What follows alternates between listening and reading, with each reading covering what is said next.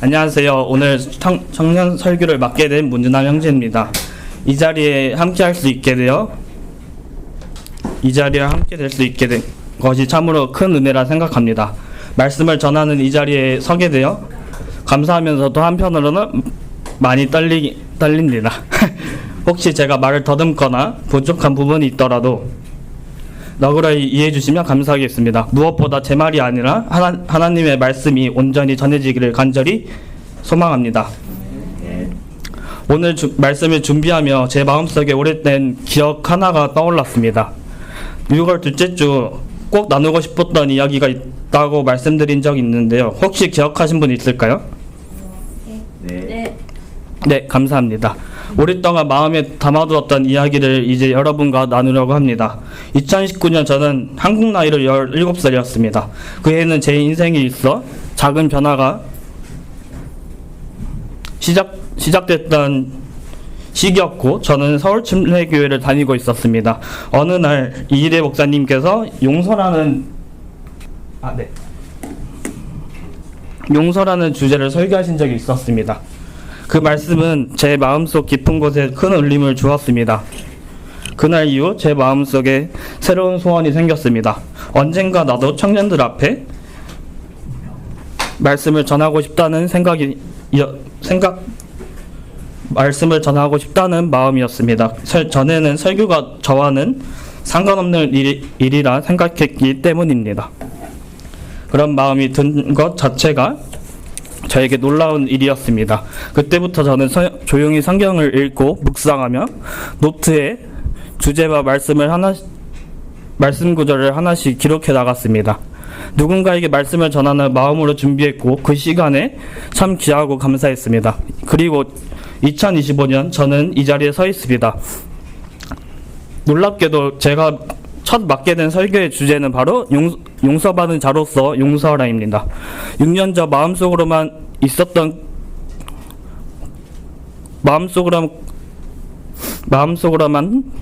꿈꾸었던 일이 현실이 된 것입니다. 설교를 준비하며 저는 한 가지를 깊이 깨달았습니다. 용서는 저희가 하나님께서 받은 은혜를 삶으로 드러내는 믿음의 고백입니다. 네, 이제 설교 시작하겠습니다. 오늘 설교는 6개의 챕터로 구성되어 있습니다. 오늘 설교 제목은 용서받은 자로서 용서라입니다. 사랑하는 여러분, 오늘 저희는 용서에 대해 묵상하려고 합니다. 먼저 용서라는 말의 의미를 잠깐 살펴보겠습니다. 용서는 용납할 용사할 서 두 글자로 이루어져 있습니다. 이 말은 상대의 잘못이나 죄를 너그럽게 받아들이고 탓하지 않은 것을 의미합니다. 즉 상대를 포용하고 그 허물을 덮어주는 것입니다. 이처럼 하나님께서 우리의 죄를 너그러이 품으시고 그리스도의 십자가를 통해 우리의 허물을 덮어주셨습니다. 그 은혜를 받은 우리가 이제는 다른 사람을 용서하는 자로 부름을 받았습니다. 이제 귀한 말씀을 나누고자 합니다. 오늘은 하나님께서 우리에게 주신 놀라운 용서에 대해 함께 묵상하고자 합니다. 성경은 끊임없이 저에게 말씀합니다. 에베소서 4장 32절 그리하여 너희는 서로에게 친절하고 상냥한 마음이 되어 하나님께서 그리스도로 인하여 너희를 용서하셨듯이 바로 그처럼 용서하라. 네, 오늘 본문 말씀입니다. 첫 번째 챕터입니다. 저희는 모두 하나님 앞에 죄인임을 성경은 분명히 말씀합니다. 그럼에도 불구하고 하나님은 저희가 죄인이었을 때 그리스도를 보내셔서 저희를 용서하시고 구원하셨습니다. 로마서 5장 8절 그러나 우리가 아직 죄인이었을 때 그리스도께서 우리를 위하여 죽으셨으므로 하나님께서는 우리를 향한 그분의 사랑을 권하고 계시느니라. 이제 두 번째 챕터입니다. 네, 하나님께서 저희에게 베푸신 값없는 용서의 사랑을 묵상해 보겠습니다. 그 사랑은 저희의 자격으로 받은 것이 아닙니다. 저희가 잘해서 받은 것도 아닙니다. 오직 은혜와 십자가의 피로 용서받았습니다. 하나님께서는 저희가 결코 값을 치를 수 없는 놀라운 선물을 주셨습니다. 에베소서 2장 8절 이는 너희가 은혜로 구원받은 것은 믿음을 통한 것이기 때문이니 이는 너희 자신에게 난 것이 아니요 그것은 하나님의 선물이라. 이 모든 것은 하나님의 자비에서 시작됩니다. 첫 번째는 자비입니다. 하나님께서 저희에게 보이신 공율의 시작입니다. 에베소서 2장 4절 5절입니다. 그러나 하나님 곧 자비가 부유하신 그분께서는 우리를 사랑하신 자신의 위대한 사랑으로 인하여 실로 우리가 죄들 가운데 죽었던 때에 우리를 그리스도와 함께 되살아나게 하셨느니라. 은혜로 너희가 구원받았느니라. 저희의 행위나 자격이 아닌 전적으로 하나님의 긍휼과 사랑으로 말미암아 주어진 은혜로운 선물입니다. 이 은혜가 바로 구원이며 그 시작은 하나님의 자비입니다. 두 번째는 용서입니다. 저희가 용서를 나눌 때 되돌아오는 은혜입니다. 마태복음 6장 14절 만일 너희가 사람들에게 그들의 범법들을 용서하면 너희 하늘아버지 역시 너희를 용서하실 것이기 때문이라. 골로새서 3장 13절 만일 어떤 사람이 누군가와 언쟁이 있다면 서로 참아주고 서로 용서하라. 곧 그리스도께서 너희를 용서하신 것 같이 너희 역시 그렇게 행하라. 저희가 하나님께서 받은 큰 용서를 기억하고 다른 사람을 용서할 때 하나님의 용서도 저희의 삶에 임합니다. 계속해서 세 번째 챕터입니다. 용서가 얼마나 어려운 결단인지 하지만 그 결단이 얼마나 아름다운지를 나누고자 합니다.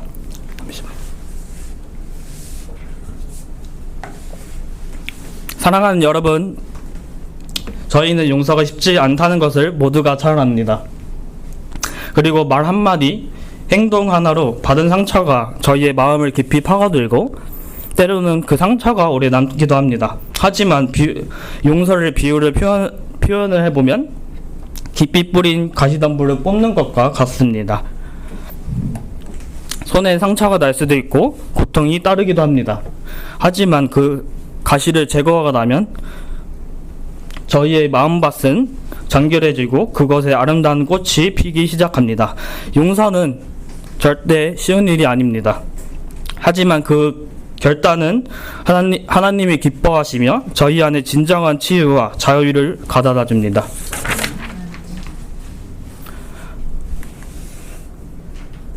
잠시만요.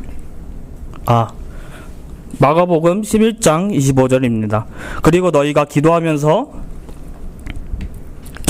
서 있을 때 만일 너희가 누군가를 적대하는 어떤 일이 있다면 용서하라. 이는 하늘에 계신 너희 아버지께서 너희에게서 너희의 범법들을 용서할 수 있게 하려 함이라. 네 번째 챕터입니다. 진정한 용서의 힘은 오직 예수 그리스도의 십자가에서 나옵니다. 저희는 누구를 용서해야 하는지 잘 알고 있습니다. 그러나 실제로 그들을 용서할 수 있는 힘은 어디서 올까요? 참된 용서의 능력은 십자가에서 옵니다. 십자가는 예수 그리스도께서 저희를 대신하여 죽으심으로 하나님의 사랑이 가장 분명하게 나타나는 자리이며 그 십자가와 사랑 안에서 저희는 다른 성도를 사랑하고 용서해야 합니다. 베드로전서 4장 8절 그리고 무엇보다 너희들 가운데서 성도의 사랑을 뜨겁게 부으라. 이는 성도의 사랑이 허다한 죄들을 덮을 것이기 때문이라. 진정한 사랑은 많은 죄를 덮고 참된 용서로 이어집니다. 누가복음 6장 37절 판단하지 말라 그리하면 너희가 판단받지 아니하리라. 정죄하지 말라 그리하면 너희가 정죄받지 아니하리라. 용서하라 그리하면 너희가 용서받으리라. 주님은 저희가 용서함으로써 용서를 받게 됨을 가르치십니다. 이사야서 53장 5절입니다. 그러나 그가 상처 입은 것은 우리의 불법들로 인함이요 그가 상한 것은 우리의 죄악들로 인함이라. 우리의 화평을 위하여 징계가 그의 위에 임하였도다. 그런즉 그가 맞은 채찍들로 우리가 치유되었도다. 저희는 십자가 바라보고 저희를 위해 자신을 내어주신 예수님을 기억할 때 그 사랑은 저희 마음 깊은 곳에 역사하여 저희로 하여금 진심으로 누군가를 용서할 수 있도록 만드십니다. 5번째 챕터입니다. 네, 이제 받은 용서를 기억하며 용서의 결단을 내리는 시간을 갖겠습니다. 사랑하는 여러분, 하나님께서 저희의 죄를 멀리 옮겨주셨습니다. 시편 103편 12절입니다. 동이 서에서 멀듯 그분께서 우리의 불법들을 우리에게서 이처럼 멀리 옮기셨도다. 이 말씀은 저희가 받은 하나님의 용서가 철저하고 완전한 은혜임을 보여줍니다. 네, 오늘 저희에게 상처를 주었던 사람들을 떠올려 보시기 바랍니다. 그리고 주님 앞에 이렇게 고백하시기 바랍니다. 주님, 제 힘으로는 할 수 없습니다. 그러나 주님께서 저희를 용서하신 것처럼 저도 용서하길 원합니다. 그때 십자가를 바라보십시오. 그 사랑이 저희의 마음을 움직이게 하실 것입니다. 왜냐하면 우리가 바라보는 분은 끝까지 조건 없이 용서하신 예수님이시기 때문입니다. 예수님이 마지막에 죽으실 때 이런 말을 하셨습니다. 누가복음 23장 34절입니다. 그때 예수님께서 말씀하시기를 아버지 저들을 용서하여 주시옵소서.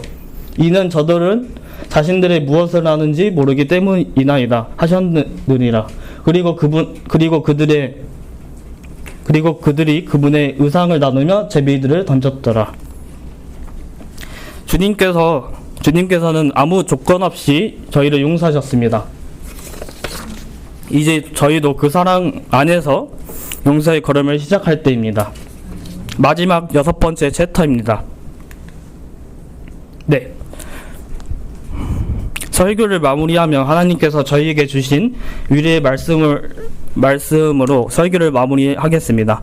마태복음 19장 26절입니다. 그러나 예수님께서는 그들을 보셨고 그들에게 말씀하시기를 사람들에게는 이것이 불가능하니라. 그러나 하나님께는 모든 것들이 가능하니라 하셨느니라. 네. With God, all things are possible. 하나님과 함께라면 모든 일이 가능합니다. 네. 여러분, 아멘이시면 여기 같이 읽어주세요. 제가 하나 둘 셋 하겠습니다. 저의 말을 따라해 주세요. With God, all things are possible. 그리고 이것도 같이 읽겠습니다. 하나, 둘, 셋. 하나님과 모든 일이 가능합니다. 아멘입니다. 이 말씀을 묵상하며 준비하는 동안 제 마음 깊은 곳에 자리하고 있었던 한 기도가 생각났습니다. 마지막으로 그 이야기를 여러분과 나누고 싶습니다. 저는 초등학교 저학년 무렵에 어머니께서 집을 떠나셨고 아버지는 셋째 누나와 저를 보육원에 맡기셨습니다. 그때 저는 초등학교 2학년이었습니다. 그 후로 제 삶에는 가족에 대한 많은 아픔과 상처들이 생겼습니다. 지금도 가족을 떠올리면 마음 한켠에 원망과 슬픔이 남아 있습니다. 그래서 저는 아직 가족을 완전히 용서하지 못했습니다. 하지만 하나님을 말씀하십니다. 내가 너를 용서하신 것처럼 너도 용서하라. 그래서 저는 하나님 앞에 이렇게 기도하게 되었습니다. 하나님, 제 힘으로는 할 수 없습니다. 그러나 주님이 저를 용서하신 것처럼 저도 용서할 수 있게 해주세요. 지금도 저는 이 기도를 드리며 하나님 앞에서 천천히 그 길을 걷고 있습니다. 사랑하는 여러분도 각자에게도 아직 용서하지 못한 사람이 있을 수 있습니다. 제가 드린 고백이 여러분의 마음속에 누군가를 향한 기도의 시작이 되길 간절히 바랍니다. 용서는 완벽한 사람이 하는 것이 아니라 하나님의 은혜를 구하며 나아가는 여정 속에 이루어지는 것입니다. 저도 지금 그 여정을 걷고 있습니다. 저희 가족을 진심으로 용서할 수 있도록, 그리고 가족의 구원을 여러분도 함께 기도에 동행해 주시기 바랍니다. 잠시만요. 네.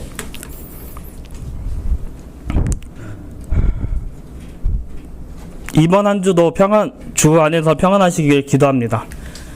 감사합니다.